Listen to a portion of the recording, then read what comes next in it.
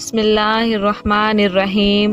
السلام علیکم ناظرین محترم، آج کی اس ویڈیو میں ہم حضرت مریم علیہ السلام کے صبر کا ایسا دردناک واقعہ سنانے والے ہیں جس کو سن کر یقیناً آپ کی آنکھوں میں آنسو آ جائیں گے۔ آج کی ویڈیو آپ سبھی کے لیے بہت خاص ہے، تو اس ویڈیو کو آخر تک لازمی سنیں۔ ناظرین، اس سے پہلے ہم نے حضرت مریم علیہ السلام کے حمل کا واقعہ بیان کیا اور آج پیدائش کا واقعہ بیان کریں گے۔ حضرت مریم علیہ السلام کے ہاں جب حضرت عیسیٰ علیہ السلام پیدا ہوئے تو آپ علیہ السلام انہیں لے کر قوم کے پاس تشریف لائی۔ قوم نے جیسے ہی آپ علیہ السلام کی گود میں بچہ یعنی حضرت عیسیٰ علیہ السلام کو دیکھا تو حیران ہو کر کہنے لگے، اے مریم، تم نے یہ کیا کیا؟ نہ تو تمہارا باپ بدکار تھا اور نہ ہی تمہاری والدہ، کنواری ہونے کے باوجود یہ بچہ تمہارے پاس کہاں سے آ گیا؟ حضرت مریم علیہ السلام نے اللہ تعالیٰ کے حکم کی تعمیل میں خاموشی کا روزہ رکھا ہوا تھا، لہٰذا آپ علیہ السلام نے حضرت عیسیٰ علیہ السلام کی طرف اشارہ کرتے ہوئے فرمایا کہ اس سے پوچھو۔ لوگوں نے کہا، اتنے چھوٹے بچے سے ہم کیا پوچھیں؟ فرمان الہی ہے۔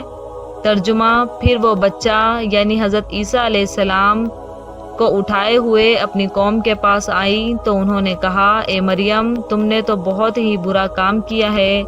اے ہارون کی بہن، نہ تو تمہارا باپ برا آدمی تھا اور نہ ہی تمہاری ماں بدکار تھی۔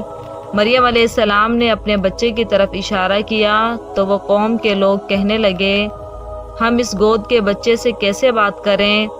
حضرت عیسیٰ علیہ السلام گود کے بچے کی قوم سے معجزانہ گفتگو۔ جب حضرت مریم علیہ السلام نے حضرت عیسیٰ علیہ السلام کی طرف اشارہ کیا کہ ان سے حقیقت معلوم کرو تو قوم کے افراد ابھی یہ سوچ ہی رہے تھے کہ مریم علیہ السلام ہم سے مذاق کر رہی ہیں۔ اتنا چھوٹا بچہ بولنے کی صلاحیت کہاں رکھتا ہے؟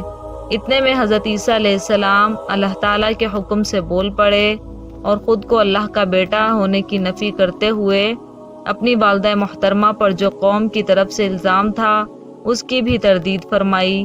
فرمان الہی ہے۔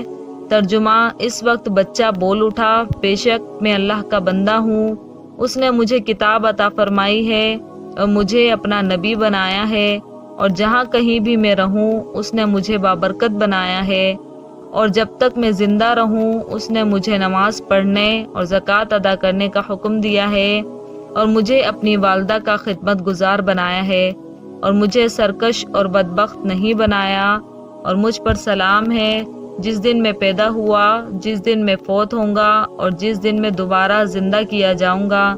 سبحان اللہ۔